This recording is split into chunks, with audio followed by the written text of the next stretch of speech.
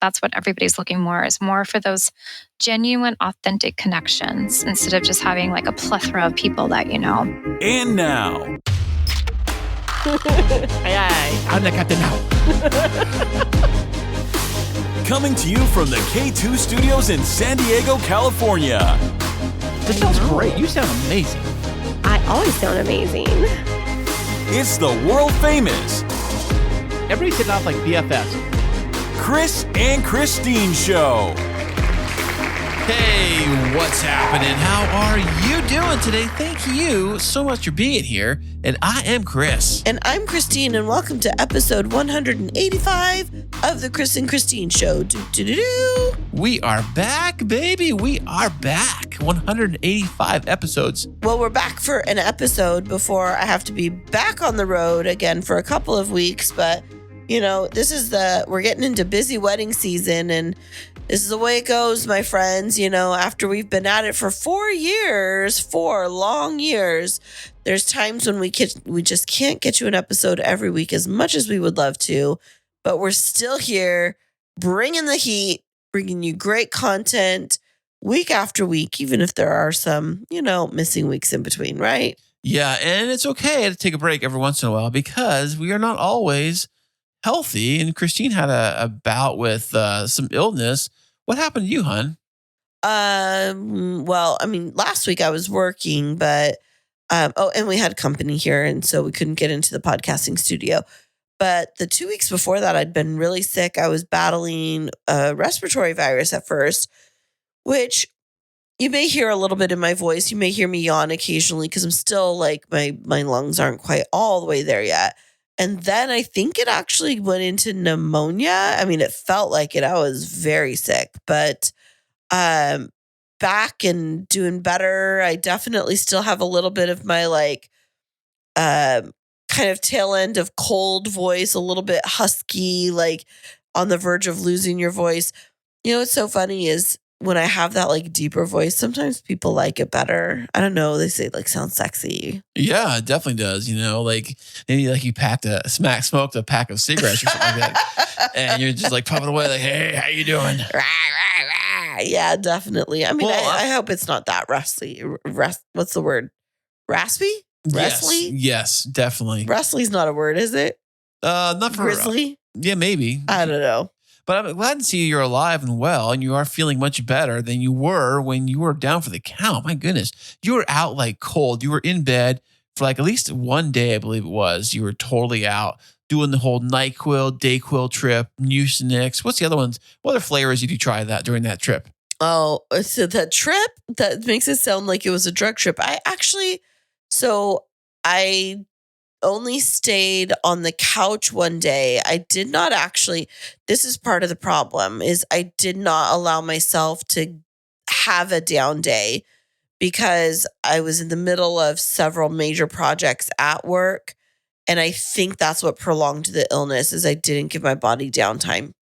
Yeah, that's what usually happens when you are sick. If you can physically figure out a way to just be in bed and just rest it all the way through the entire illness, if you can, at least for 1 or 2 days, that's what usually happens when you know you really are sick, is when you really are just all you want to do is just sleep and not do a single thing. How's that different from every day for me? What do you mean? That I want to sleep and not get out? I think I'm part koala. But yes, the vicious part, maybe. But accurate. You know, I do love eucalyptus. We'll see. There you go. But I'm saying is that like maybe when you really are sick and you try to like power through and, just, I got this. I'm going to take some DayQuil and some Tylenol and, whatever you got to take and you got to power through. It's probably not the best idea because your body's probably saying, hey, hang on a second. We're not going nowhere. I know you want to keep going, but we need time to recover. Yeah, definitely. It was a stretch there. Definitely difficult. And, I'm on the other side of it now. Been working a lot, but coming up on some work travel coming up over the next couple of weekends. But before that, I am officially in birthday week. Well, check that out. Happy birthday to you. Oh, well, thank you. That concert was very nice there. Well, I do perform only for birthdays, so. Yeah, definitely. Well, you and the boys, you and our two littles took me out tonight. I will be going to spend my actual birthday with Ezekiel up in Central California. I have a vacation day coming midweek this week. Just one. But A vacation day during the week, you said? yeah, on Wednesday, on my birthday. So you took it off as a personal day or a vacation day? A vacation. Well, we call them recess days because they're non-duty days. I don't get actual vacation. I just get non-duty days. So I have 224 contract days out of 248 possible work days in the calendar. Interesting. So I guess if you are salary employee and you have vacation and you do take a standard vacation, I wonder how the pay goes. It just doesn't change probably. Your pay just keeps being exactly the same as it always was. Yeah, it's divided. Mine's divided across the 12 months. So I earn it over the 224 days and they just divide it in equal increments over the course of the year. So my paycheck is the same every year. And then, whether I take a sick day or a vacation day, it doesn't impact that paycheck. And I mean, it's nice. Because I can take my recess days whenever. So I'm taking one on Wednesday. I'll drive up Tuesday after work and go spend a couple of days with my family. I'll work remotely one of those days. But yeah, thanks. I got to go celebrate with you and our littles today due to a little dinner celebration that we put together. Yeah, you had a little birthday cake and everything at the dinner table. I did, yes. And my favorite place to go for my birthday is always Olive Garden. It's just been since I was a teenager. Oh, really? Olive Garden, they're nationwide, right? They're not like local restaurant. Yes, and we have this conversation every year when you're like, "Oh, is it just not a California thing?" No, because they're all over the place. But yeah, it just has like some special memories for me. Do they have Olive Gardens in Italy? You've been to Italy, right? You're hilarious. Do they really? I don't know. Do they? Kris, really, do you think it's authentic Italian food? They say, hey, get the tour of here. You're in Italy. You get it? But anyways. The tour of here? Because I go to the tour of Italy dinner. Oh, because you ordered the tour of Italy dinner. So you call the tour of here. Get it? That's like a dad joke. Well, hey, but about You're punchy tonight. Well, we did go out to dinner and they did give us a little chocolate cake. Okay, it was so funny. I have to tell you this. You were in the bathroom when this happened, but Mason was trying to decide on what he wanted for dinner. And then he saw the dessert menu and he was looking at the different cakes. First of all, you bought me a birthday dessert for here at home, which we have not cut into. We will be after we're done recording here. But it's cheesecake, and Mason does not like cheesecake. And he was looking at the desserts at Olive Garden, and he's like, "Oh, what is this chocolate mouse cake? I want to have chocolate mouse cake." And I said, "Oh, honey, it's a mousse." And he was like, "Does it have mousse in it?" And so I was teasing him because I was like, "Well, better a mouse than a mousse, I guess, or maybe it's better to have a mousse than a mouse." And so when the waitress came up, I don't know if you remembered me asking Mason if he wanted the mouse cake. And he started laughing. He called it the mousse cake. No way. Yeah. Well, because, correctly it is chocolate mousse cake. But I was just teasing him and I said, "We'll get the mouse cake for Mason." And so it was like the cutest little memory today where, he was like, "What's chocolate mouse cake?" Oh, But it has two little S's in it. So he was trying to read it. he's too much better with his reading. I noticed on the menu today, he was going over the menu and he was like picking out the different things and reading them out loud and reading the different ingredients. So this one's got this one's got that. Yeah. And I was kind of thinking that, well, yeah, he probably should be reading pretty well. He is in like 6th grade. Yeah, he reads really well. But yeah, the boys were funny tonight at dinner and they were, having great conversation. What I really did appreciate, and it was really nice, is that nobody took their phones out during dinner. I mean, you did at the very end. But for me, that's a really big thing because when we're having family dinner together, I like for us to all be like really present with each other and having conversations. That's my favorite thing when we're around the dinner table. And I feel like the minute somebody takes a phone out, it sends a message of like, you're not important to me, or like, this is a waste of my time. And so having all of us, the four of us sitting there, of course, we were missing Zeke, um, but having the four of us there and having everybody having conversations was really great. And Mason was telling us about his friend that's moving away. And then they were, I don't know, kids come up with the funniest conversations when they just put their devices away. And for me, it's like, now that Zeke's 19 and I see how fast that time went, it makes me want to slow the time down with the boys, the littles even more, to have those conversations where we're going to miss out on them. I mean, look at Zeke doesn't come down very often because he's super busy, rightfully so. College, work, comedy club, all of that kind of stuff.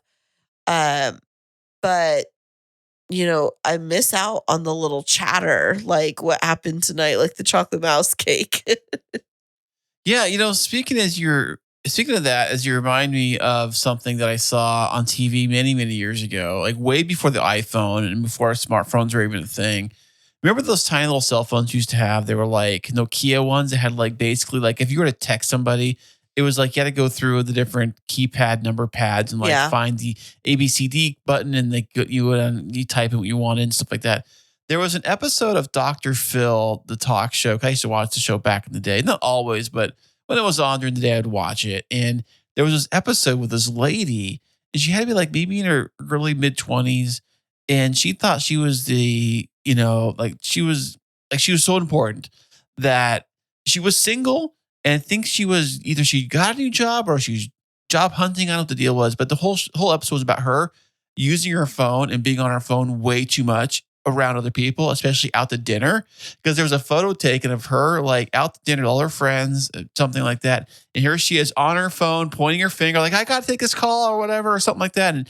And her excuse for it all was that, oh, I'm busy, I'm single, I'm busy dating, I'm looking for jobs, I'm in the I'm in the hustle and bustle, all this stuff. But around her family and friends, they were like, what are you on your phone so much? This is way before smartphones were even a thing. We're talking like I said, back the old small Nokia phones. Yeah. I wonder what she's doing today. But I can imagine I can imagine it's something like going out with you.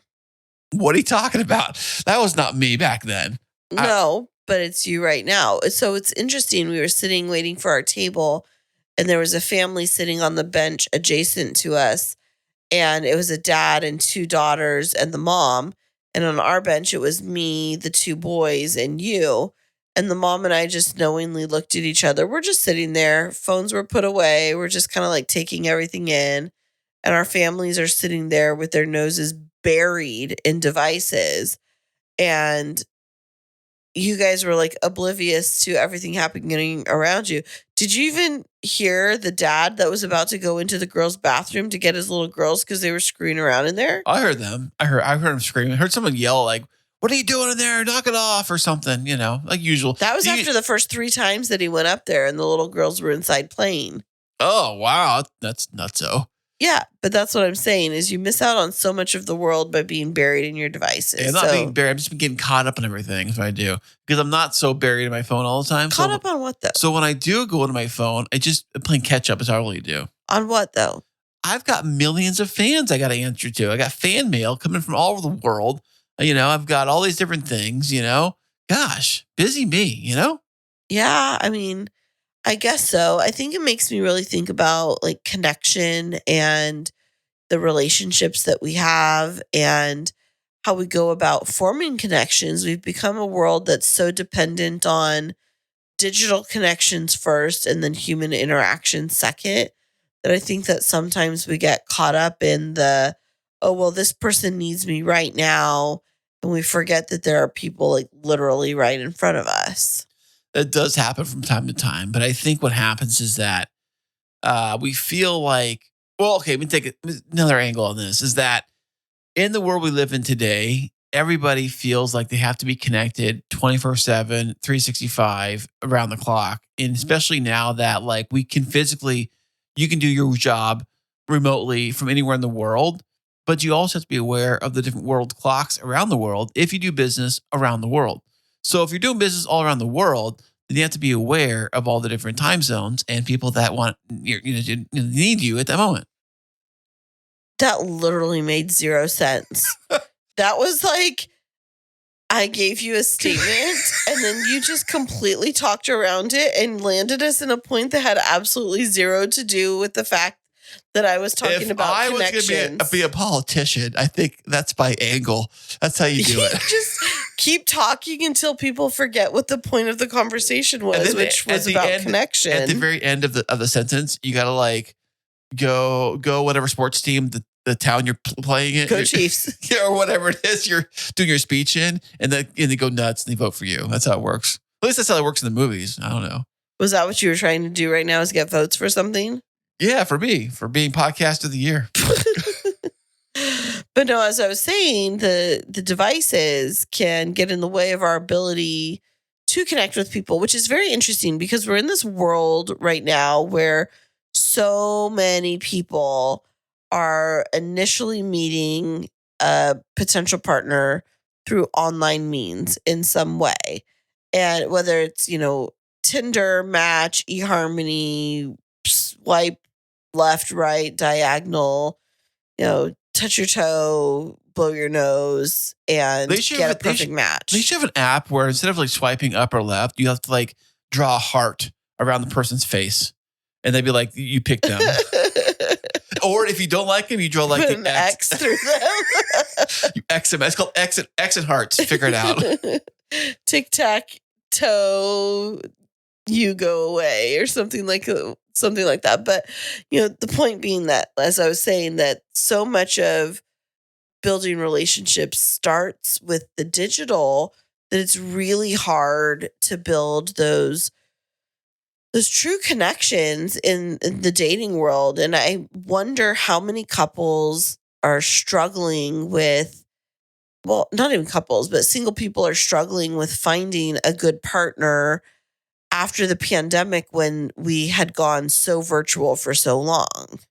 Well, yeah, and even before the actual pandemic, people were still doing a lot of we met on Match, right? We did the whole texting thing and that kind of stuff where it was all virtual for the most part until we met in person. Even after we met in person, we were still doing the texting thing and things like that.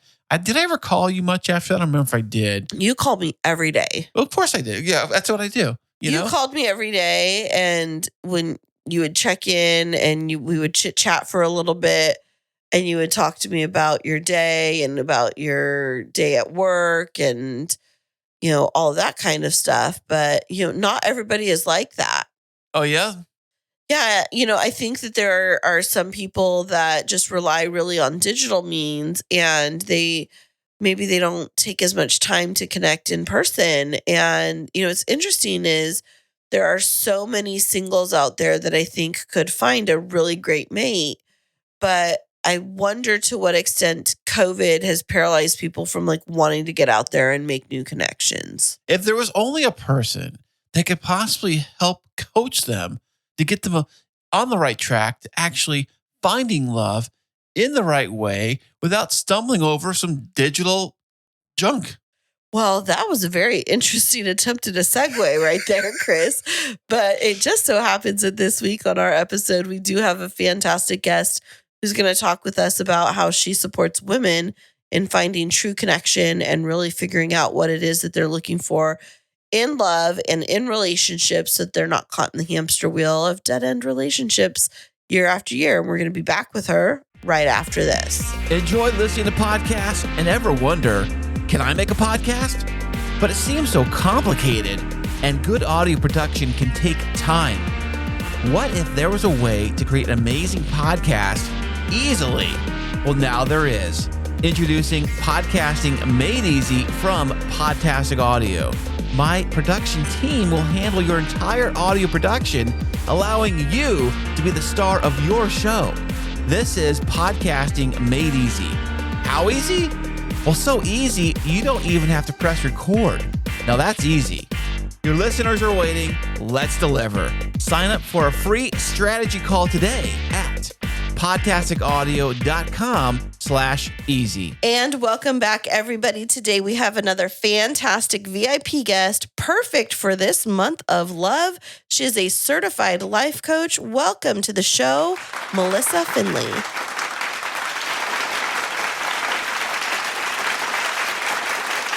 Wonderful. Thank you so much for having me. Hey, Melissa, how you doing today? I'm wonderful. How about you? Fantastic. It's great. It's nice, warm Sunday for the most part. I'll take that. It's been a little chilly here. We had a little cold front roll through, but today's much nicer than what it's been. When you say cold front, do you mean like snow and ice, or do you mean like just like rain? No, actually we get a little bit of snow here. It's definitely not what I've ever had like back in Montana, but they get a little bit of it. And when you say here, what area of the country are you in? I'm in Arlington, Virginia. Ooh. Arlington. I've been to Yes. Arlington. Have you, Kris? Yeah, I've been there too. You know, when I was running to be president, actually, I stopped by there a couple Campaign times. stop there. Yeah. I did. You know, didn't quite make it off the tour bus, but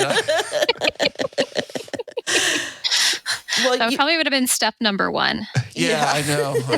Yeah, but yeah, I went there on a field trip for 7th grade or 8th grade, what it was, years ago. that's what a lot of the West Coast kids tend to do is like that East Coast trip. But you mentioned Montana. Have you lived in Arlington for very long? No, so I've lived in Arlington for like a year and a half now. I'm originally from Montana. I spent a good portion of my life there back and forth, but I've also lived in a few Western states. So this is my first actual move to the East Side.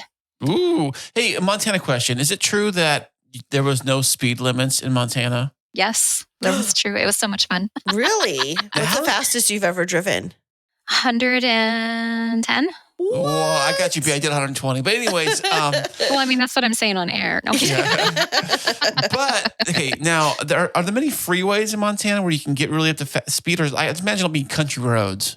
No, the interstate. So I think that's what well, there was two things that happened when we had no speed limit. We had a lot of the car makers test their cars on our interstates, which isn't really appropriate for their speed. And then also the federal government threatened to pull our federal funding for the interstates. So that is why we went back to. No, party's over. Yep. Oh, wow. Well, I was a decent speed limit of 80. That's pretty decent. That's pretty quick.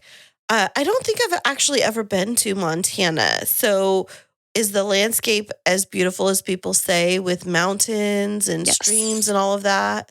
Gorgeous. Absolutely gorgeous. I recommend summer. I personally will probably never move back there. I am okay with missing out on winter for the rest of my life. Yeah, you get some serious winter in Montana, like feet of snow. You know. Feet, negatives, it lasts for 6 months. Yeah, it's not my favorite. Oh my goodness. Is that what made you decide to move to Arlington? No, actually, so I was a nurse for many years. I was an ICU nurse, and I decided to become a travel nurse. And so I decided I wanted to come see. I've seen a lot of the west side of the country. So I'm like, well, let's go check out east side of the country because I've never been. So my first assignment was in Charlotte, North Carolina. Well, I've been there. I think That's I've been a there too. It's a fun city. Now, travel nursing, that's where you go to different cities for like a stint of a couple of weeks or a couple of months. Is that correct? Yes. An average assignment's about 3 months with options to extend if you want. And were you a travel nurse before or after COVID? I was a travel nurse right before COVID. I probably was 6 months before COVID hit. Was Oh. COVID very popular for the travel nurse crew? Yes, I think for a while there it was, and then everybody burnt out. Yeah, my sister is a nurse and my mom's a nurse practitioner, and they would tell me that the rates for becoming a travel nurse during COVID, like astronomical amounts of money that people were making.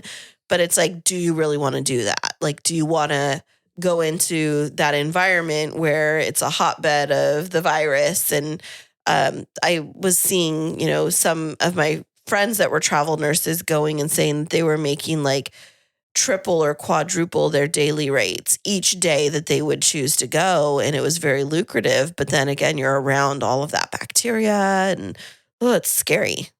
And it's not even, it's like, of course, we all kind of know that in the medical field, these risk factors of that, right? It's just also a new disease, which is scarier, but then not having the proper protective equipment, not having enough staff for the amount of patients. So there was like so much more embedded in that made it even rougher.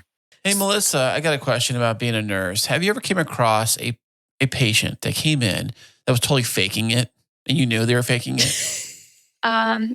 There is a certain disease process some people like to fake, and that is seizures for some reason. Really? Really? Mm-hmm. Yes. So you have to have neurologists come and see if they're real or not. Some of them get really good at it. Really It's good kind at of interesting. faking it? Yes, yes. So that's like the only disease process I've seen people fake. Well, what happens when they do fake it? Like, how do you? Are they in trouble? They go to jail, or how does it work? No, none of that. None of that. They just like, we can't treat something that's not truly there. So the doctors will get to a point like, well, hey, this is this and this and this, and we're going to pull back on medication because we feel that it's not necessary. That's so crazy. Like, I would never think that somebody would fake something like that, but I guess people do crazy things. Well, that Gypsy Rose chick, remember? She didn't fake it. That was different. That was her mom. But same kind of situation, right? I guess. Oh, it's like the Munchenhausers. Yeah, Munchausen syndrome, or Yes. So crazy. But you mentioned travel nursing pre-COVID. So are you still a nurse, or were you a nurse through the pandemic? No, so I was a nurse through the pandemic because I was 6 months in. And then unfortunately, every place that I went for because I normally do cardiac ICUs. I do like the open heart surgeries. That's kind of my jam. But I feel every place I went to ended up with a COVID bloom. So we ended up in COVID crisis. And so I ended up dealing with 4, and I wasn't a COVID money chaser like some of them. What? Nope. I just we heard how it can be. And I've already been a nurse for like a decade. Like I'm trying to keep my passion for nursing right at that moment. I don't need to put myself more at risk. And so I ended up having all these booms. I ended up going through 4 rounds of COVID. Wow, that's intense. First of all, thank you for your service. And I mean that in all sincerity, because frontlines medical workers, you all were absolute angels. And especially, I mean, whether you were in the CCU, ICU, whatever, thank you. That seems like it would just be a very heavy time to be able to navigate. So how did you manage to not completely burn out, or did you manage to not completely burn out? So my love story comes out of COVID. My own personal love story comes out of COVID during this time. Yes, that's why I'm in this area. My now husband is from lives in this area. So you moved there for love? I moved here for love. Ooh. I'm in Virginia. It's the state of lovers. Can't get any better than that. Is it really? Is that a license plate says that? Mm-hmm. Yes. Oh, it makes sense, I guess. Yeah. Virginia is for lovers. That's what it's like, their slogan. Wonder why. And they have love signs everywhere. Really? Is it because Valentine's Day was invented there? I don't think it was.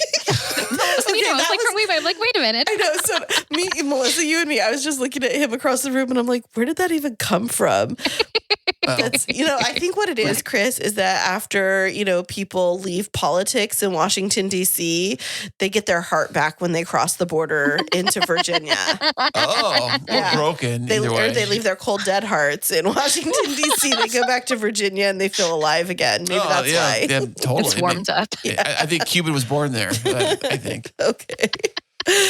So you went through 4 rounds of COVID, and did you find love in the midst of the virus or in the midst of the hospital? How did this happen? No, none of the above. Because that's very isolating, right? So I'm now a travel nurse, and this time in a part of country where there's no support. Not that you really wanted to be too close to your loved ones at that time, but Maryland even shut down their parks, which how do I get outside and for sanity purposes? But it was starting to ease up. So I got on the dating apps and I'm like, you know what? I just like want to talk to some people in the area. I don't know. I just need some connection Mm-hmm. outside of the hospital. And we met on the Tinder app, actually. Of all Wow, of them. look at that. I know. So I'm going to tell a quick side story about that. I normally get on Tinder when I was dating just to look. I never wanted to swipe right. I just wanted to look. So swipe left, right? You're window shopping. I get it, girl. Yes, yes, Oh, you yes. swipe left. Do they get removed from your like window forever? Yeah, well, sometimes they throw them back in. Okay. Like if I they don't know. liked you or something, they get thrown back in. Okay. I think that's the way the algorithm works with that. So he super liked me, and I'm like, oh, Super liked you. Wait, is there a different version? Oh, yes. Yes. Super likes Kris.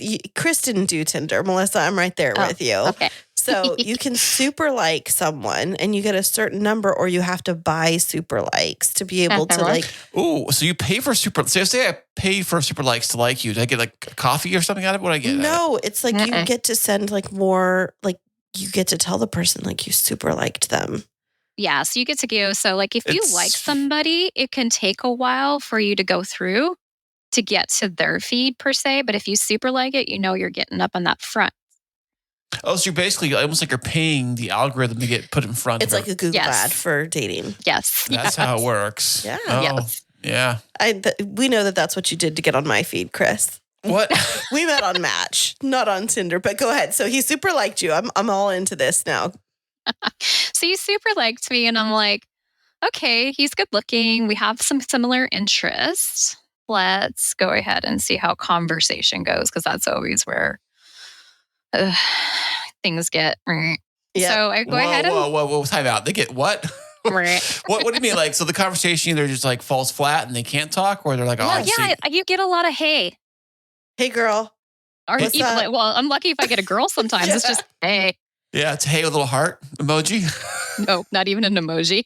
Okay, so Melissa, we talk about this. Kris and I talk about this all the time. Is he used to be that guy where he would be like, "Hey, what's up? Hey, what's up? Hey, how are you? Hey, how are you? Hey, how are you?" And he'd send like 20 of those messages in a row. Hey, you're copy ruining my paste. game here, babe. You're ruining my game. Honey, you've got a ring on it. There is no game anymore. Well, I'll get advice for the kiddos, you know. So you reached out to start a conversation. Well, he reached out to start a great. conversation, which was great. And it wasn't just hey.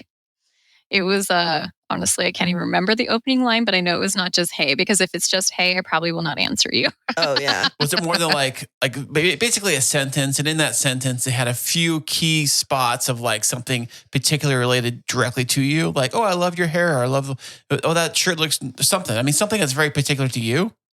Yeah, something that's just a little bit more of outside the box of hey. I feel like I know I stick to the hay, but there was so many hays. I can't even tell you how many hays. Yeah. Yeah, Um, like you could have been a horse. And Exactly. I have a bale of hay after all that. Yeah. Right. Yeah. Such a Montana thing to say. Oh, totally. Yeah. I bet they say it in Montana. They say, hey, they say, wait, for my horse or for saying hi? So conversation got kicked off and it went pretty well. Yeah, it went really well. And we talked for a couple of weeks. And that's like about when COVID eased up and they started reopening up. As like actually when we were first talking, it was reopening up. And then we decided to go ahead and go for a date and just like be careful. Was And it we like an did. outdoor date? It was we went to a restaurant because you guys, I haven't been to a restaurant in like months. I'm down. So yes, we went to a restaurant. They were doing that every so many tables, you know. Oh, Did yeah. they take your temperature as you walk in? Some restaurants are doing that Yeah, here. let's see. Was that one? Well, yes. Mm-hmm. Yep. Temperature when you walk in. They only did like 1 out of 3 tables for social distancing. Did they and make that's the outside patio look like the inside with the tent all around it kind of deal? Well, that became very, very popular here. Yeah, it came popular here too. Did it become popular there too? And we have like a lot of igloo-y things too for like the winter time. Well, not in San Diego so much because we don't get winter for per se, but we did have like the outdoor like the wedding tents. Yeah. Mm-hmm. Yeah. Yes. Okay, I'm into your first date now. So one every couple of tables, the two of you sit down. first of all, was this your first time seeing him in real life, or did you like Yes. FaceTime or Zoom ahead of time? We did a phone conversation, but we didn't do a FaceTime. Now, that'd be something I definitely recommend to clients these days for safety, but I did do a phone call. All right. So he walks up or you walk up, you see each other for the first time. First impressions, be honest. Was he as cute as he was in his pictures? He was cute, but shorter than I thought he was going to be. Oh. Now, I don't know about Tinder. Do they have a height requirement, a height thing in Tinder? And No. They don't. You don't have to fill it out. Now, I kind of wonder about that. If you don't fill that out, are you either shorter than you know what I'm saying? Are you trying to be, I don't know, from a guy's perspective, like, you don't They want want to be taller. Yeah, they want to be taller. So if you're really 4'5", you don't put that on there. You just leave it blank, probably, right? Which is what happened to me on one of my dates. No joke. He was 4'5". I'm not lying. He told me he was 5'3". Yeah, with heels on. Imagine my surprise, Melissa. 5'3" for a guy is still pretty short, I think. Yeah, but 4'5". 4'5". I know. So how much shorter are we talking? Oh, he's not shorter than me. I just thought he looks shorter than he did in his pictures. I'm a short girl. I'm lucky. I'm only 5'2.5", 5'3". Oh, you're a 5'2". Oh, okay. Okay. Nice. Okay, you nice. can do 4'5" guy. There you go. I did a girl your height, by the way. Speaking of which, I think about it. Yeah.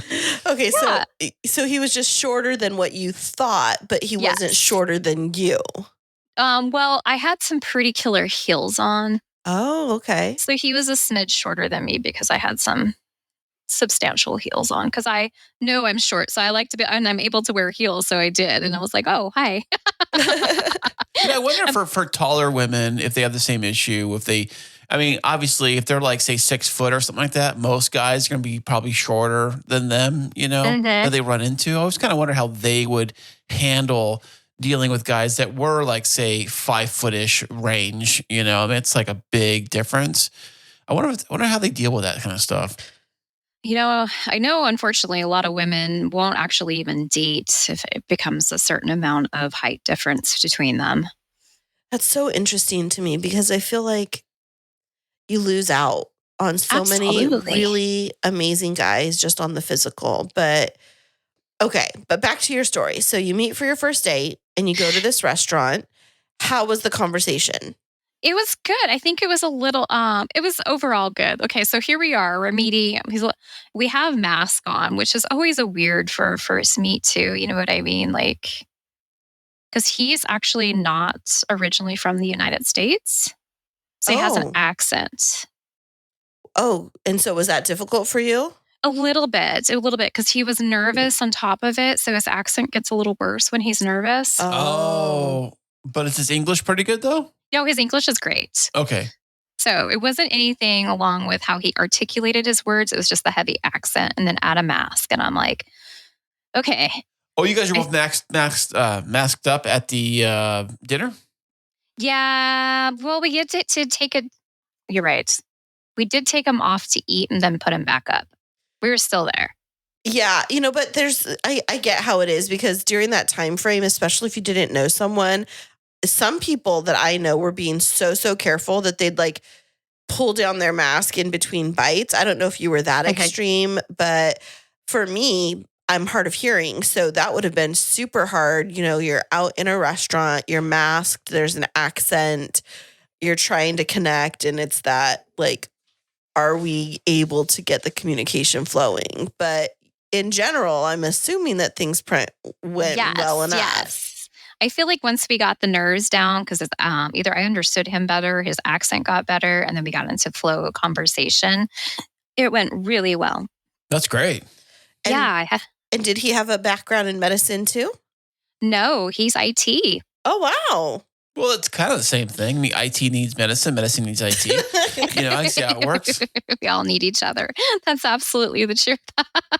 Yeah, I mean, if you guys can't run your cardio machines without the IT guy there to help you unplug it and reset it, what are you gonna do? Absolutely. Actually, at the time, he was working for Tesla. Oh, wow. That's amazing. So after your first date, what happened after that? So we really hit it off. We we went on a couple more dates. We went hiking. That's so cute, hiking over here. But it was so much fun. And he's such a kind heart. He was so thoughtful. And like my dating past patterns were not so great with men, which is why I got into this line of coaching too. And to finally like get to a point with myself to date an amazing human and see it and love it. It's literally been a whirlwind. We actually got married like a year later. Oh, wow. Look at that. So Congratulations. you went from like Thank you. first meeting to like at the altar within a year? Yes. Wow. That's amazing. And we've been together. So we've been married for 2.5 years. Okay. And so we've been together for like 3.5 years. And we both work remotely. We're with each other all the time and we still love it. That's Aw. great. So how is it like working with your partner so much? I mean, around him so much. Don't you feel like sometimes, I'm not speaking for, for us here. I'm just saying that, don't you feel like sometimes you want to get like your own space, your own, like you go to your job, I go to my job, we meet afterwards kind of thing? Honestly, not really. If I sometimes just need to get out because I'm more extroverted than he is, so I will like sometimes go take my work for like content creation or something to like a coffee shop or, there's like, we're in an apartment building that has a lot of different areas where you can work and I will move that way. But overall, we love being around each other. Oh, that's so nice. And did you ever think that you were going to have this? No. Well, tell us a little bit more about that. So you mentioned briefly that your dating journey, like you didn't always pick the right people. How did that come about? Were you somebody that would just find the mean guys, or you were just attracted to Mr. Anything But Right? Like, tell us a little bit more. Yes. I picked a couple of gentlemen in my life. I picked very emotionally unavailable men. Hmm. And I seemed to pick up on some manipulations. Oh, yeah. And so, like, I had a really bad, long relationship. And, of course, retrospectively, you're like, what the heck? Come on. Why so long? But it was one that slowly got worse. Like it was okay in the beginning and it wasn't great, but then it continued. He'd be like, "Oh, you're the first woman I ever fell in love with, but I wish you had brown hair instead of blonde hair." What? And just like threw in these little comments here and there. But I love you so much, that gaslighting, and which I figured out after the fact, right? And he just kind of preyed on my own insecurities is really how I feel about it. And it got pretty bad. And I found out he cheated on me with multiple women. He emotionally ended up being abusive. And I was like, what is wrong with picks that I do? I got out of it and I really dug down. I got some help. I definitely needed therapy to help kind of dig around in all this. And it was like, oh, okay, there's a pattern and there's a pattern, a self-belief. There was a self-belief that I wasn't good enough. Hmm. How long were you in that relationship, Melissa? Oh, geez. I was in that relationship for probably about 4 years. Wow, that's a long time. Yeah, it is a long time. It is way too long. Well, looking back now, but when you're in the thick of it, I mean, it's different when people always say that, like, if you look outside somebody else's relationship or somebody else's problems, you can see it from another perspective. Like, oh, why don't they just do this or do that? It's so easy to, tell them to do that. But when you're physically inside it, you're going through it, it's a little different. Absolutely. It's kind of like the tree in the forest, right? Right. Absolutely. So with all of that in mind, and you were in nursing, you met your husband, and you find yourself going from dating to married within a year.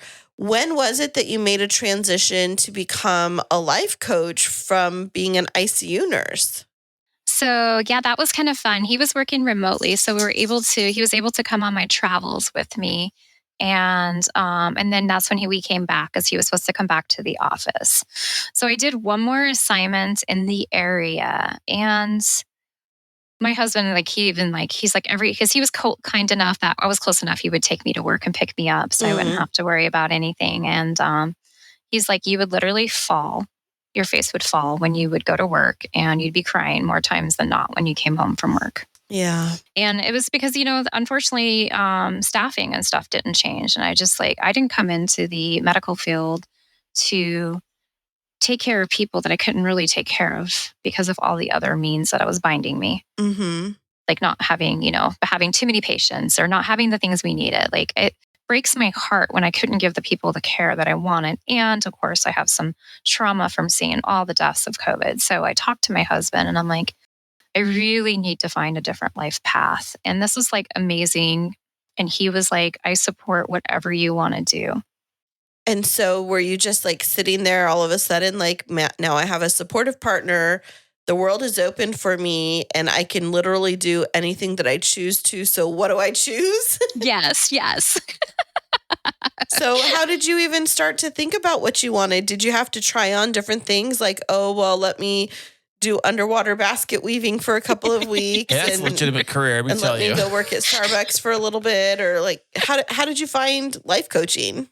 So I was already kind of looking because even before COVID, I knew there was going to be a change out of the ICU travel bedside nursing.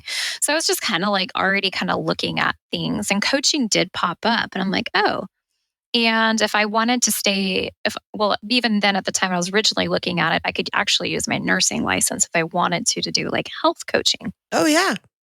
No, will those go hand in hand, I guess? Right? Life coaching and health coaching?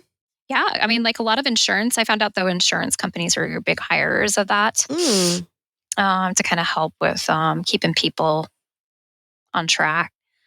So I was like, okay, well, let's just try it out. So then I enrolled in a school. It was an online course and they did both health and life coaching. And I gravitated to life. What are the requirements to become a life coach?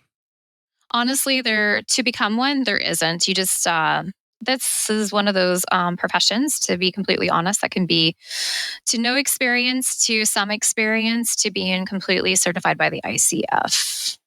Okay. And to be certified, what do you have to go to become certified? So you have to do so many hours and you do some educational learning classes. Got it. You know what's funny? I hear people talking about how they always make fun of the 21-year-old life coach. It's how much life do you have, girlfriend? Right. But what's your take on that? Because there is such a wide variance within the profession where you do have these young influencers that have had, from the surface, it seems very little life experience getting into coaching other people around life. What's your take on it? Well, I feel a lot of the life coaches that are younger, 21, I feel they stay targeted to their age group, if not a little younger. And to be honest, I couldn't coach an 18-year-old. I'm older than that, by a decade and nope, a couple decades. Never say your age. I know. But you know what I mean? I probably couldn't coach an 18 as well as a 21 could coach an 18-year-old. That makes sense. So within life coaching, as you started to explore that dimension, are there specific veins of life coaching that you explored? We talked about that you did land in the dating and love area, but it seems like there could be so many other aspects of life coaching, relationships and finances and all kinds of stuff. Absolutely. And I definitely, because we call them niches. And I was going through that whole gamut of do I do health? And I thought about that because I'm I could be really good at this area, but I wasn't as passionate. And it was honestly really hard for me to bring my medical lingo down to something that people could understand. So that was actually kind of a struggle. So I'm no, I'm not really feeling this as much. So I just kind of and then when I started talking about love, because I just love my love story and I really want to help other women find their person. And so I created a program. I know stuff that helped, and of course I did more research. I love the Gottmans for information and I just really compiled and got my clients. And I just love seeing women bloom and find people that fit better than what they have in the past. Now, do you heal relationships that are probably, we talk to clients that are currently going through crappy relationships, and you're kind of being like, come on, obviously you need to leave this guy. And they're like, no, but I love him. He's my hero, and you have to bring him to the light. Do you do that kind of stuff too? No, I don't do that type of stuff. I just stick with the single women who have been in the dating game and they're tired of the dating game and they just want to find the person that feels right. I would have totally loved having you in my corner pre-Kris because it was so frustrating. I mean, it sounds like we were navigating that dating journey right around the same time. We've been together 5.5 years, married for 3.5, but I was so done with these guys first of all, the haze going through all of that on the dating apps was an ordeal, but then finding genuine connection and, being able to attract the kind of love that I really wanted felt so challenging because you'd go on a couple of dates with someone and then, maybe ignore the first orange or yellow flag or two. And then all of a sudden it's just like red flag everywhere. And you're like, how did I go from you seeming to appear as if you're this great person to now being just a train wreck? Like, what is wrong with me? Okay, you also have to give yourself some grace in those times. We all do because we all put our best foot forward, right? Even the other person. And people who maybe not be of the best tried to put the best out there. Right. Yeah, that makes sense. You always want to make sure you put your best up front first, and then you hide all your dirty little secrets in the closet, and hopefully don't go look and snoop at your closet. And then your closet bust open from all that. And you're like, oh, wait a minute. Whoa. What happened here? Nothing, look over here. We're snooping on the run. Yeah, nothing to see.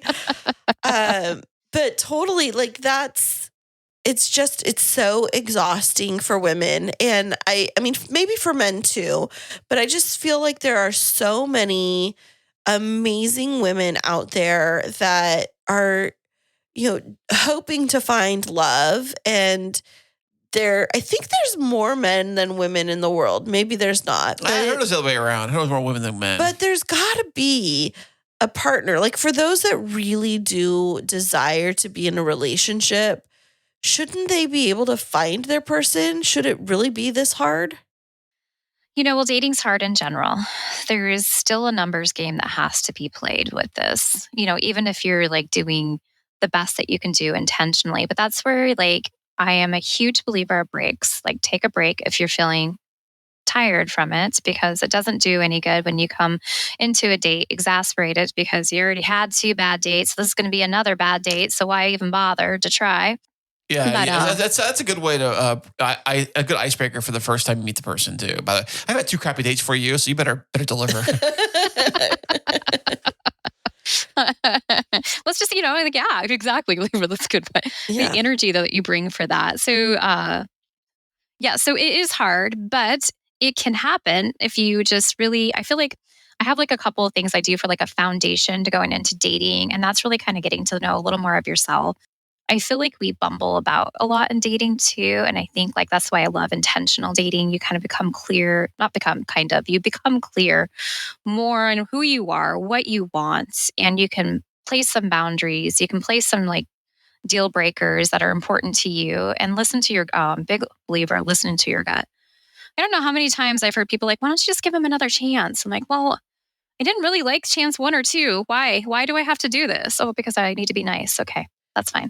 So you just hit on something that I think is so important. And you were saying you got to listen to your gut, because I feel that the modern dating industry or the mentality around dating is to give someone a second chance. And what I had to learn after my divorce, when I got back into the dating pool, was to trust my gut instinct, because it had been telling me something was off for years in my first relationship. And I minimized it and I started to train myself to ignore it when it was really trying to protect me.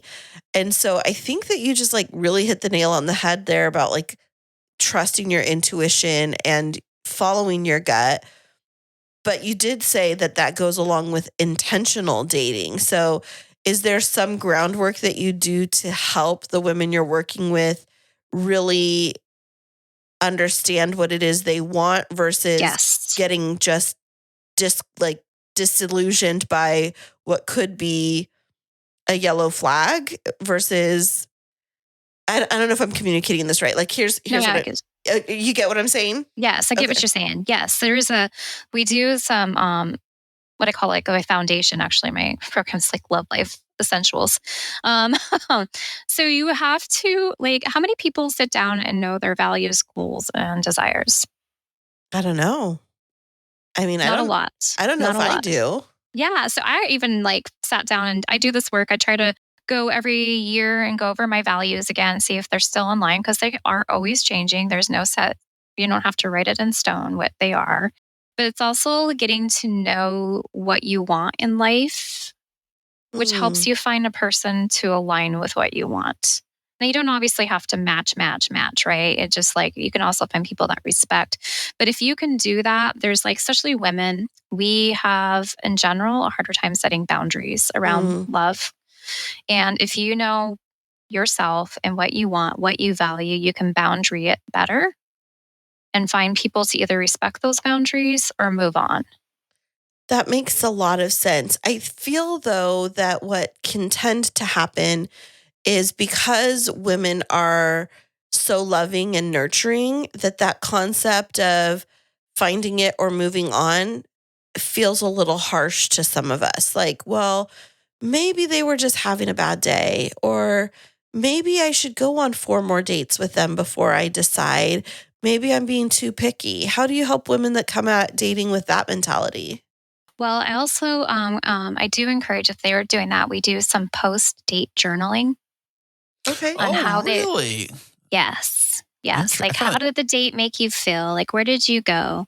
You know, and I have like a whole like series of questions that they can go through and reflect on, and then will you go on a date with this person again? Why or why not? Mm, I think that's really powerful. I don't think I ever stopped to do that. It was always would I go out with them again? Because that's what friends will ask. Well, like, would you go out with him again? I'm let's like, cut to the point. Yeah. yeah, like, well, sure. I mean, yeah, like if he asked me, but I never stopped to ask myself, how did I feel? Did I feel affirmed? Was I able to show up as the best version of myself? Was I feeling like he took a genuine interest in me? And, did I feel comfortable in my own skin? I didn't ever slow down to think about those things. And I think that had somebody helped coach me through that, maybe I wouldn't have had to have so many of those negative third and fourth dates.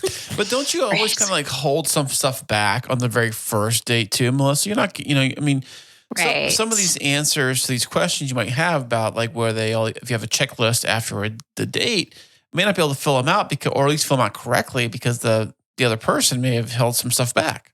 Well, a lot of these questions are also not just like a checklist. They're like, how did I feel on this date? How did this person make me feel? How did I feel about myself? Just as like Kristine said, like for my best self, like it's a more in depth on reflection, just on the date and whole. Not, is he a complete match for me? No, of course, because we're not going to be telling our whole life story on the first date. Which Some people do.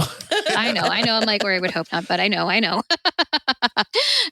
Some people do. But it's just more of that reflective, okay, I feel good enough. Let's go on a second date. It's more about that feeling and how you felt about yourself and this person. That's a good point. So, as you approach your work with these ladies that are getting out into the dating world, I have heard, and I've saw it on like on a Hallmark movie, but I also had this experience growing up with my own mother coaching me and I'm doing air quotes here, coaching me around dating, and I love her dearly, where she would have each of us girls, not while we were in a relationship, but each of us, I have 3 sisters, write down a list of everything we would want in a future partner. and then don't settle for anything less than the list was what we grew up with that mentality. Well, as I'm like 16, 17, 18, that list represents the things that are important to a 16, 17, or 18-year-old. He has a pony, and maybe he's got a... No, but it was like, okay. He's a billionaire. Needs to be over 6 feet, needs to have brown hair and blue eyes because I really like that combination. Needs to pay for all the dates and da-da-da. Literally like 16, 17, 18-year-old He picks up in a limo for every date we go on. No, but I mean, there were the character traits like, honest and things like that. But do you have your coachees come up with a checklist of what to find in their future mate, or is it different? Actually, I do a list, but not in there's some, like, as you said, characteristics. I try to keep them away from any features and how do you want to feel in a relationship with this person? And how do you absolutely cannot ever feel like in a relationship? Oh, that's a good one. So I have them list out those. And of course, like any values that are super important, like if you did have honesty, but I tell them to keep away from any, when you do this list, any features. Melissa, what are the top 3 of the features that women want in a relationship? Honesty, kindness, and a lot of be in love with their authentic self. Oh, interesting. Yeah. What is the top thing that they don't want? They don't want to feel like second level is a big one. I feel like some of them really feel like they are the second person, and disrespect. Kris is literally scratching his head right now. Like when you said that second level, can you put it in guy terms for him to understand? So you're saying I can't love my car the most? You're saying? No, I'm saying you may need a mini lesson right now, Coach. It's more like they feel beneath. Like they feel like they're the caretaker. They're the ones that come second in this relationship. That the guy comes first. That his dream, his job is a priority. Yes. It's number one. Like I have to be at work these hours, these days. I got to take this call. It's a boss calling me, that kind of stuff. Well, I mean, yes and no, right? We all have jobs that we need to go to on that. But it's like, well, if I can do my dream job in, let's see, Florida, you need to quit your job and come with, like if we're further enough down. Or these type, like you need to go on the back burner. School needs to wait because I need to do this. Just things, there's those bigger goals that women have been in relationships and have felt that. Or like perhaps maybe if the guy is saying that my job is more important, so you need to take tomorrow off to take care of such and such because I have to go to work and your job is not as important as my job. I mean, kind of like that in a vague way, I guess. Yes, there's that. Yes, that's kind of where I'm going out with that. Or I'm too busy to do the dishes. Can't you do them? Yeah. I love doing the dishes, by the way. I love my I'm favorite. sure you do.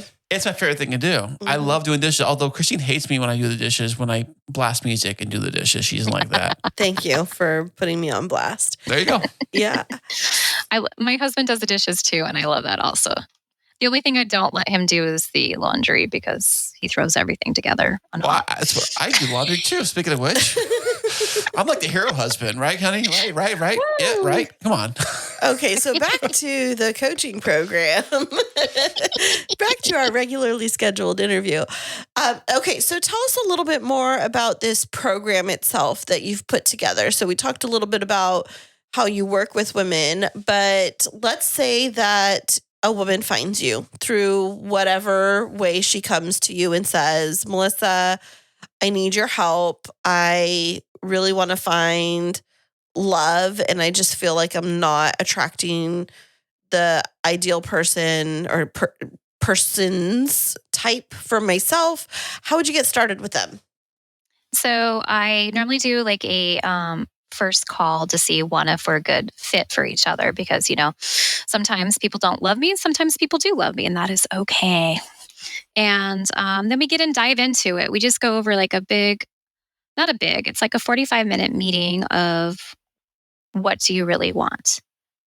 We kind of do a little nitty-gritty deep dive.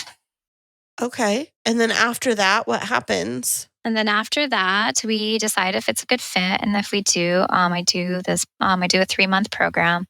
We do weekly one-to-one Zoom meetings. Of course. So because you're nationwide, though, you can talk to anybody Yes. anywhere in the country, right? Yes, Now, if yes. they were local to you, would you meet them in person?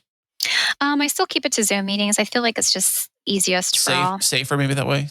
Yeah, it could be safer that way for some people. Absolutely. And a time saver too. Jump from meeting to meeting. There you go. So you have this 3-month program with them. And is it like a curriculum that you take them through?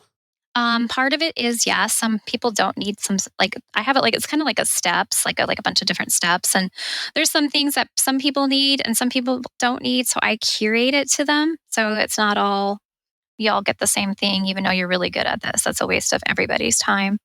And I want to make sure that you are getting the best that you need. So I do switch up and curate these different sessions to what people may or may not need. Got it. So during this process, are you asking for them to abstain from dating while they go through the coaching, or are they simultaneously getting out there and meeting people? I meet them where they're at in their life. Okay. So if they are already starting some dating and they're out there, we go ahead and still go through things. A lot of this is good groundwork for every phase of it. Or if they're not, that's fine too. Like I just meet them where they're at in their life. But you do not dabble into like the actual matchmaking where you're helping them build their profiles, or do you do that as well? Actually, profile building, I can help with. I will help with. We'll look at it and see if it's like, if they want that feedback. Absolutely. Has that been requested from you? Like I can see where, because if you think about it, the first, especially online these days, we're all online these days, is that the very first thing they're going to see is your profile. The very first interaction of any kind they're going to have with the girl or guy, I guess, would be with the online profile. That's the door. That's like the doorman of the relationship. And so Absolutely. I would think that they would ask you like, hey, where can I improve on these things? And if you do those kind of things, what is like the big first mistake women are making with their profile page? I think I think both sexes do this a lot. What's with the group photos? I know, right? Well, what's with the group photos, but like blacking out the faces? There are those too. That's kind of, oh my gosh, yes. No. Yeah, so I feel like a lot of people do a lot of group photos. Is that good or bad? It's bad. Why? Because you have to like, okay, which one are they? I even remember this. And it's like not doesn't necessarily always a great photo because you're in that one little piece of this big photo. Right. And definitely don't do the one where you cut out the ex-boyfriend or just leave him in. I don't know. Scribble over his face. But I think too is with the group shots too. I think what they're trying to go with is like, look, I have all these friends. Look, I'm popular. Is that what it is? I'm fun. Yeah. Well, that's why you put like the vacation photos. Now I see a lot of girls put the whole page of vacation trip photos. What do you think about those kind of things? I feel like that only gives you one piece. Like people want to know like what makes you tick, right? So what hobbies do you like? What do you do? So if you do one whole vacation, you're like, do you just travel all the time? Are you home? Like, so I feel like you need like a little mixture. You need a mixture of a great frontal face picture. And then you can do some with just you doing things that you really love. So if you do love to travel, absolutely throw in a travel picture and put that in your caption. That's another thing. You got to make sure the things that are important to you are already on there. If you want to be in a relationship or you're looking for something more serious, or if you want to be traveling all the time, these things need to go in so people can be like, oh, okay, well, that may or may not align with me and I need to swipe left or right. Melissa, I got a question about the photos. What is a good ratio of photos for any profile? Good ratio of photos. I don't have the exact science. I'm sure if I can look that up, but I always recommend 5. Okay. Only 5. Okay, that's good because some people put like I was putting as many as I could dump in there. If it maxed out at 10, I was like dump them all in there, And I still couldn't figure out what I wanted. I had rearrangement stuff, but I guess I think I see ones that I think you need more than 2. Yes. But 5, you said 5. I think 5's good. 5's good. I mean, you can put more if you really are feeling that, but I just feel like a 5's like a good number. You don't want I love the 1. get one picture of you. Okay. That's our high school yearbook picture. If it's just one, I used to be like, well, it's probably a bot. That's true. That's so true. Yes. And if it was just like one upfront picture and then one large group photo, I'm like, okay, you're for sure fake. Because there's this one, I will never forget it. It was this guy and it was like a very handsome looking profile photo. And then the second photo was this like large family picture, almost like you would get at a family reunion where everybody's like dressed in their Sunday best. And I was like, okay, what is this person trying to show? And I was like, they must have pulled this off of somebody's Facebook profile or something. Like they're totally fake because there was nothing else. It's like, do you not do enough living to where you can take enough photos of yourself to give me an actual glimpse? I liked your profile, Kris. You had a good ratio. Oh, thank you. I appreciate that. Hey, Melissa, have you ever come across any catfishing with your clients? I mean, honestly, I've even had a catfish story, but yes. Interesting. For yourself? Ooh, Yes. That's interesting. Yes. I mean, he put, and this is why you need to have up-to-date photos too. Please don't do what I did. Lesson learned. He had like 3 or 4 older pictures, and so I'm like, oh, okay. And he seems like nice conversation. So I went on a date with him, and I'm like, oh, okay, those were legit, a decade old. Okay. So, Yeah. so don't they usually say like within recently of the year, maybe do a photo? But I mean, I had some pictures on there a little older too. I know you did. I found this out after. But did I look any different? Yes. No, I did not. You looked more handsome Oh, thank you. now in real life than in the photos. Oh, see? Well, there you go. Yes. Even even better. nicer looking in person. I mean, no one's gonna put like a baby picture on there. This is me as a kid. Check it out. Although you did try. It's like his cruise pictures from when he was 21, being like, hey, check me out. Well, Okay, but back on target. So you can provide some support with the profile development, and you have this coaching program. So after the 3 months, do you continue working with the women on an ongoing basis, or is this only like a 3-month support program? No, if there's support that's needed afterwards, we can continue on. And for how long? Just indefinitely? I feel like I haven't done more than 6 months. Okay. So for you, with a turnover of every 3 to 6 months, how do you keep your clientele coming to you? Word of mouth is Okay. one great way. Yes. And I do a little bit of advertising, and I sorry, I'm just thinking of all these things I actually do. I do workshops in the area off and on. So that helps too. So just like word of mouth, I feel like it's like one of the biggest though. Right. Yeah. I bet Valentine's Day was busy for you, right? Got a few phone calls. Yep. So with that being said, how many clients' weddings have you been invited to? I haven't been in this business that long. That's so okay. I've got a client that's getting engaged. She thinks she's feeling it, Aw. and that's amazing. And I have a couple other that's been in it for a while, but no client wedding.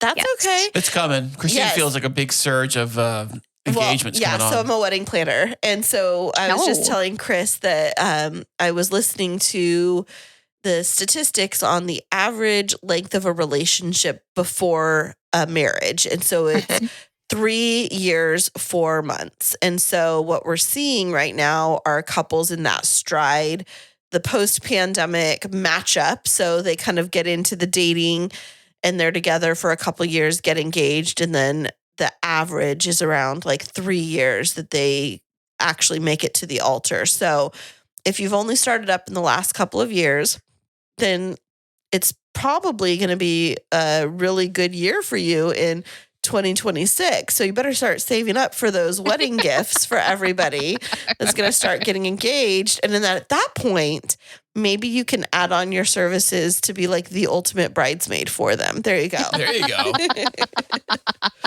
I also can give great speeches. Oh, see, Perfect. that's so needed. It's funny we're joking about this, but there's actually a woman that has made a business out of being a professional bridesmaid because they're yeah. just so flaky right now. Actually, I think I just read an article. I've seen actually more friendship coaches coming out, Mm-hmm.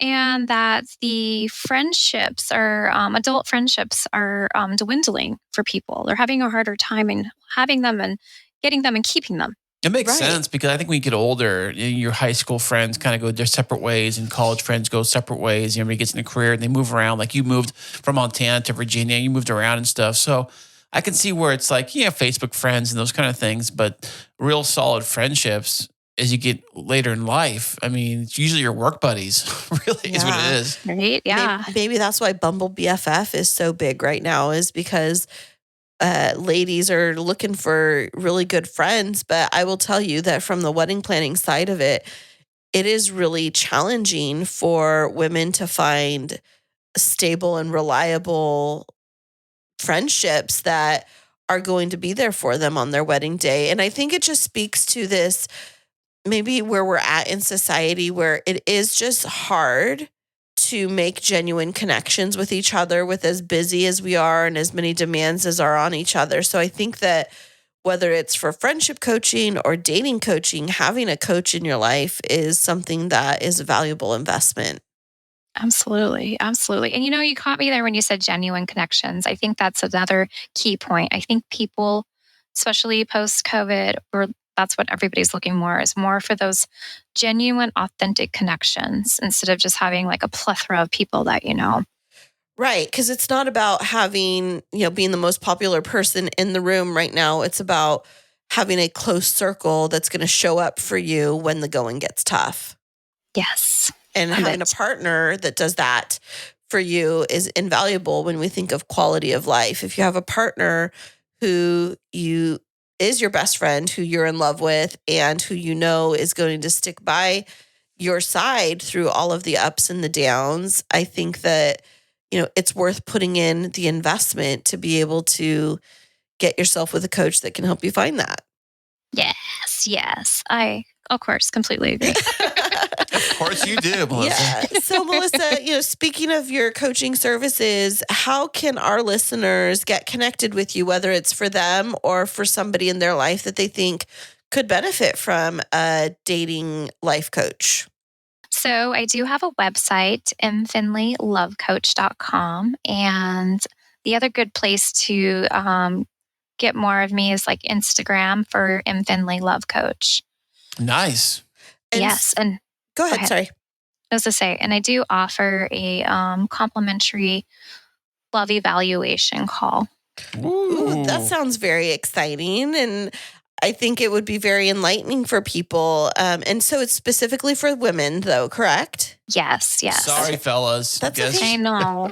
But is it now, a very important question for our listeners, is it for women regardless of their sexual orientation, or do you only work with heterosexual couples? I think I don't think it is for women regardless of your sexual orientation. Love is Excellent. love. I appreciate that, because I think that there's so many couples out there or individuals out there that, regardless of their orientation and relationship status, are looking for someone that can help them find their perfect mate. And so thank you for saying that love is love and being willing to support people of all different backgrounds. It makes me so happy. Absolutely. Thank you. You're welcome. So, Melissa, what are your last words of wisdom for our listeners out there, especially, let's just say, to that woman out there that might be struggling and a little bit lonely and maybe on the verge of giving up on dating? Please don't. I was there too, and I totally understand that side. And I know that you can find somebody who will fulfill you as you are. Oh, Excellent. Well, Melissa, thank you so much for being on the show. We appreciate you, and we wish you all the best in love and in life. Thank you so much for having me. Are you in the middle of wedding planning and feeling overwhelmed? There's no need to fret, my friend. Kristine Smith Designs is here to rescue you. Offering wedding planning, coordination, and wedding floral design services, let us help relieve your stress and make your wedding day dreams a reality. Visit us at KristineSmithDesigns.com. That's KRISTINE Smithdesigns.com and request a free consultation. You'll be so glad you did. I really love chatting with Melissa and hearing about all that she does for women. I just think it's so needed for women to have somebody that they can trust and they can talk to and can help them through all of the not even just dating challenges, but the mindset matters and things like that that can help people break out of the cycles of, perpetuating harmful dating patterns, I think. Yeah, it's definitely a needed business because I think relationships in general, they go back forever to the dawn of the dinosaurs. Really, is everybody either wanted to be in a relationship, trying to figure out the relationship stuff. And I think the more we kind of like evolve as human beings, and we have technology and the dating apps and the different things, and especially, I guess it kind of also depends where you live too, because if you live in a very small town where there's not a lot of people to date, it's probably a little different than if you're in a really busy hustle and bustle city where you think it might be a little easier to date, but maybe it won't be so easy to date because you got so many things going on and you're so many hustle and bustle and all the different things. And you're so distracted with everything. Exactly. I think it's about distractions. I think it goes back to what we were talking about with the devices. It's like we're walking around with this like super powerful computer in our pockets for everybody that has all of these different stimuli, whether it's social media or games or a calendar appointment reminder or a text message from somebody. We're having all throughout the day 17 different conversations with all different people, plus, people we've never met on social media that are wanting something from us, whether it's, telling us they like our content or wanting to, be connected in some way. There's so many different competing priorities that to just be able to simplify life and get back to basic human connection can sometimes feel, the word I was going to say is underwhelming, but I think what happens, I was watching something. They were talking about when people get on their phone and they get a text message or they get an Instagram message or an X notification or whatever, WhatsApp, whatever. For many people, it creates a dopamine hit. Oh, And I can feel that dopamine hitting all day long. I know. And that's the thing is for people like you, which we've talked about having ADHD, your brain thrives off of that dopamine high. And it literally becomes an addiction where you're constantly chasing it and trying to find more opportunities to connect with more people. And you want to see it, it's like gambling. It's like would that people fall into that. And I think that if we're not careful, that can happen on the dating scene as well, where we are chasing the dopamine. And I was talking with a girlfriend recently and I was like, when did we get to a world where the expectation was we had to feel this? Oh, I know what it was. I was out to dinner with some girlfriends recently. And I said, is it bad that I'm not happy every day? And it took a longer conversation because what I was trying to say is we get so programmed by society that our lives have to be floating through a fairy tale every day, where every minute it feels perfect and happy, and people expect us to show up in a room and just be sunshine and rainbows and roses.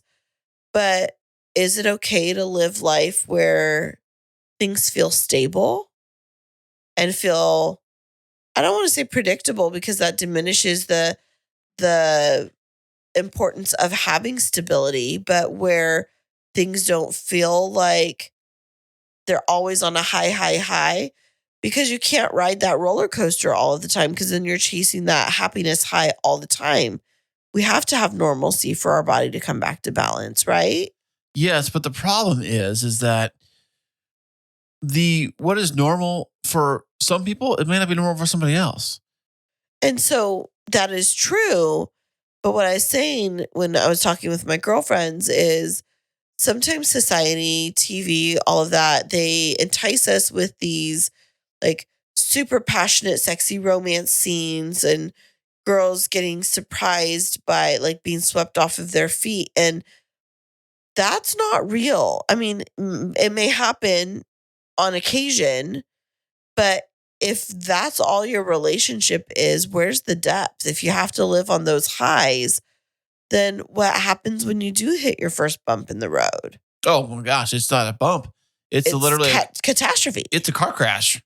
Right? And you're mangled and you're like, this is far out of left field. This isn't what I expected. Our relationship, blah, blah, blah, blah, Well, whatever. that happened to me because I thought all relationships were based on Disney fairy tales. Like, that's how I knew relationships was basing on all the Disney movies. You say that while you're rolling your eyes. I don't believe you. It was so true. Happily ever after was happily ever after. Is what it meant. It says right there. That's how it goes. Well, supposed to. Gosh. No, it's not. See, now you tell me. Now I have to figure this out the hard way. But I'm still living the dream, baby. So tell me more about this, because now I'm intrigued, because you've never been the person that's been like, life is happily ever after. If anything, you're absolutely a pessimist. So Well, I need to dig deep into this. Welcome to the couch. You're on the couch. But what I'm saying is that, like, for many years, okay, it's almost like for someone who's never ever been in a relationship before, never dated before, never married before, never had kids before, it's easier to say like, oh, well, I want things to be absolutely perfect. And the perfect way they make things seem and appear in the Disney movies anyways, is that when they finally kind of get over their little hiccup, whatever it could possibly be, and they finally, get married happily ever after, like it says in the show, you just assume that they're going to be all just perfect and wonderful. And it's going to be amazing because that's the way, they make it seem to be. And if you never had been in a relationship at that stage, when you're watching those kid cartoons like I was, and I was a kid, you just assume that when you meet somebody and you date and you finally get married, then from there on forever, it's perfect. It's the way it's supposed to be. But those movies don't ever show what happens after the wedding. That is true. They never do. So you have to imagine in your head leading up to it that, like, well, everything's going to be fine after that because that's the way it goes. I would think that. But, that's a part of being naive and not understanding what it's like to physically be in a relationship and going through the hard work and going through the trials and the errors and the funs, the highs and the lows, and going through all that stuff. The problem is that a lot of the society at an early age, you don't go through that stuff yet. And because you don't go through that stuff yet, you don't have any experience. You don't know any of that stuff. So you're not really ready for it. You can think about it. And it's always good to have somebody in your corner to kind of explain things like this is not always going to be sunshine and roses every day of your relationship or even your relationships. This person you're dating right now, I know you love them. I know you think they're the one. You're 16 years old. Okay. There's a good chance. I'm not saying it's not, but there's a really good chance you're not going to marry this person. Okay. You've gone down a different rabbit hole. Thank you. You're welcome. No, my point was, what I was trying to say is it's not about trying to prepare people for the negative. What I'm saying is preparing people for calmness in a relationship and preparing them for comfort and for stability. Because I think that, when I was just thinking about all of the divorce rates and people like infidelity, they're chasing the dopamine hit, the excitement. And of meeting somebody new? No, they're chasing the dopamine and the excitement of a relationship in general. Because I think what people don't come to grips with is the fact that there's a tremendous amount of satisfaction when you get to the point in a relationship where you can just literally sit and eat popcorn and watch a movie together and feel safe and secure. And that by itself can be enough. But I think that there's so many people that just get programmed to think that relationships have to have these high highs all of the time, that it can be confusing when they get into a point where it just feels safe and secure. And I think especially when we talk about like what Melissa was saying with like the relationship coaching and the mindset type of work is, and we were going back to asking about like why are some women drawn to the bad boys? It's because it's excitement, it's thrill, it's dopamine. But It's all dopamine. right, but what people forget is how, or what women can forget is how exciting it can be to be in a relationship where you feel completely safe. And I don't know if that's the thing that we're talking about enough in relationships is creating safety, looking for a partner who helps to cultivate stability and safety and calm, because society just programs us to chase excitement. Well, going on that note about safety, is that why a lot of women are usually drawn to guys that usually are pretty financially, stable? Well, I don't know about that per se, but I would say it's why women are drawn to the stereotypes of men, the hero, the athlete, the military The firefighter. guy, the firefighters. Always get the chicks, let Yeah, me tell you. firefighters, police officers, because it's the excitement of the rescuer, the if damsel in distress dynamic. And It's like, I always like a man in a uniform. no, but it's really it goes to the damsel in distress. And it's like, I think what as we women need to grapple with is when we're confident in who we are, we don't need anybody to rescue us because we have enough power in and of ourselves to be our own rescuer. What we need is somebody that we can snuggle up in bed next to at the end of the night and know they're not going to be pulling out a gun and shooting us or whatever. It's like, Interesting.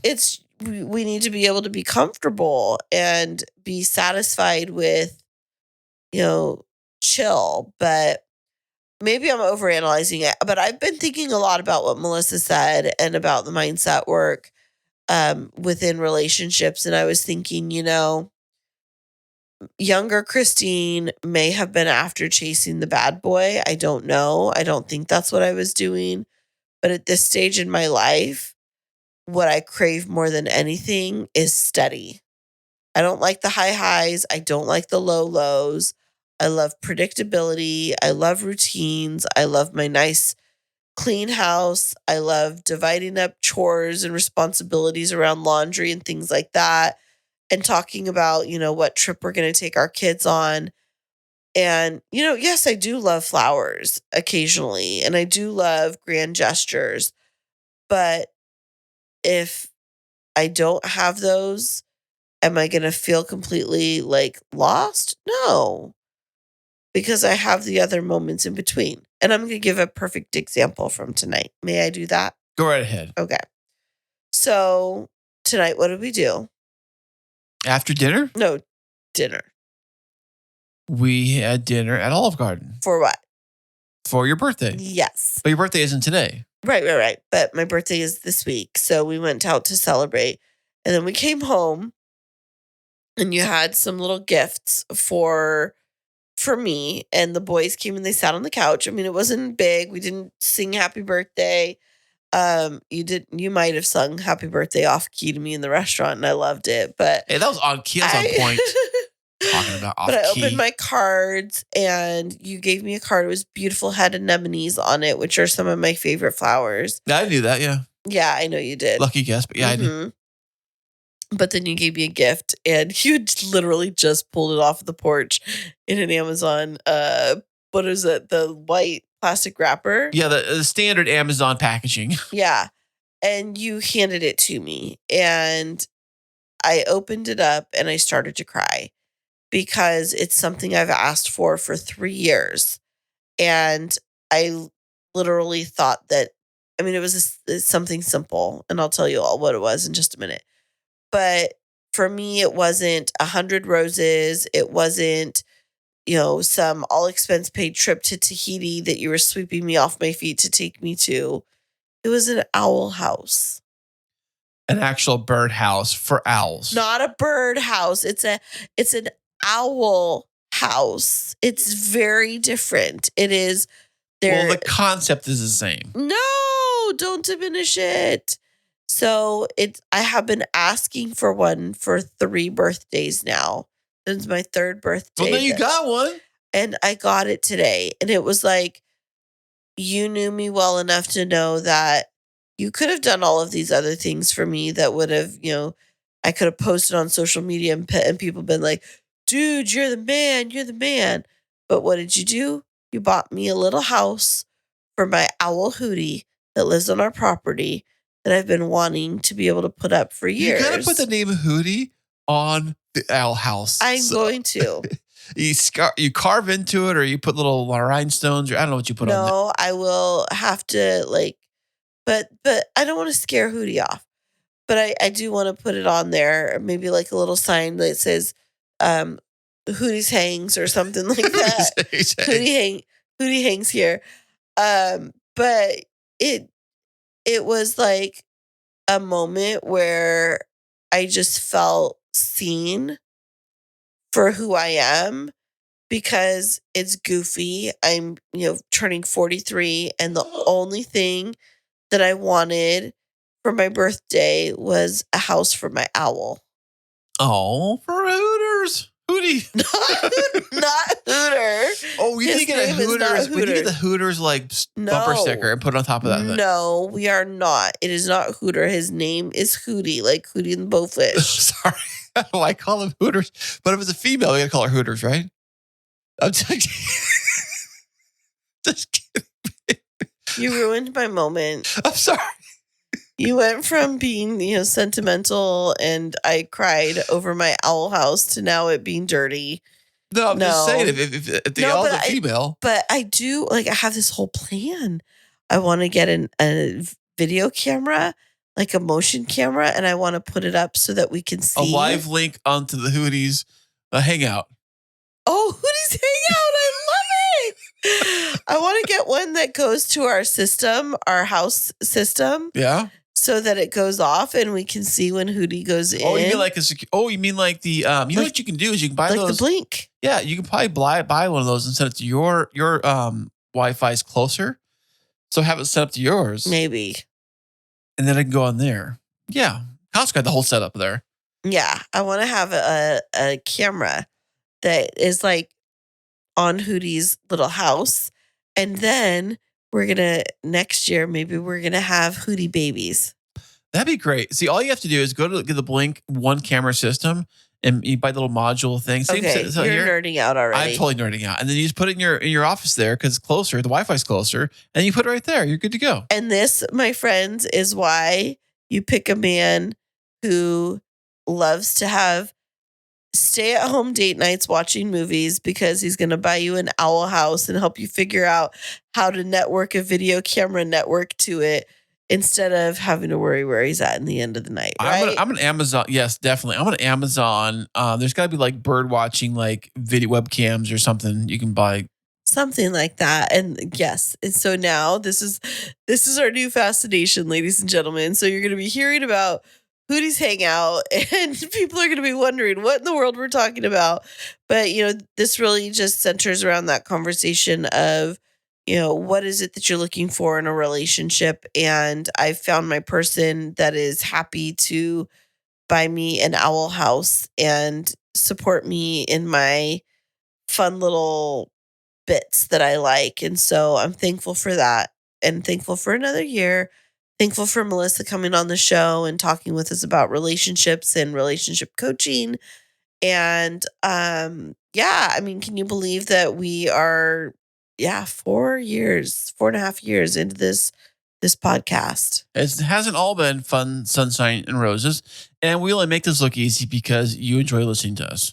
Absolutely. And so, Kris, where can our listeners find out more about us? You always go to our website, which is krisandkristineshow.com.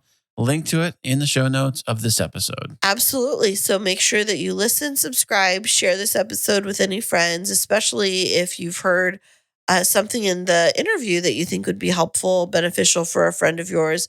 definitely subscribe, give us a review. We love 5-star reviews, but honest reviews are great too.